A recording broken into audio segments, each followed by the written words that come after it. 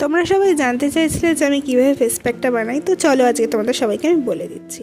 তো ফার্স্টে বেসন নিয়ে নিয়েছি আর নিম হলুদ বেটে আমি শুকিয়ে নিয়ে রেখে দিয়েছিলাম, ওটা রেখেছি। তারপরে হচ্ছে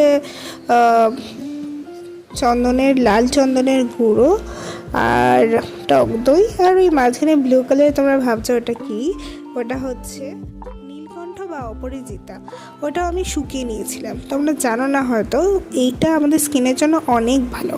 তো ভালো করে মিক্স করে নিয়েছি, আর হাত দিয়ে ভালো করে মুখের মধ্যে ম্যাসাজ করছি। মুখের মধ্যে ফার্স্টে কিছুই দেওয়া ছিল না, নর্মাল ময়েশ্চারাইজার মেখেছিলাম সকালবেলা। তো স্নানের আগে আমি এই প্যাকটা ইউজ করি, তোমরা চাইলে ইউজ করতে পারো, এটা আমি অনেক ভালো ফল পেয়েছি, তো তোমাদের সাথে শেয়ার করছি। আর মুখটা খুবই সফট হয়ে যায় এটা মাখার পর।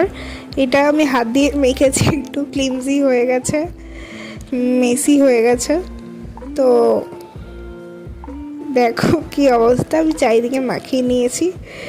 আর ফেস প্যাকের যে আমার যে ব্রাশটা ছিল, ওই ব্রাশটা দিয়ে আমি করছি না, হাত দিয়েই করছি, কারণ আমি একটু স্ক্রাবও করবো।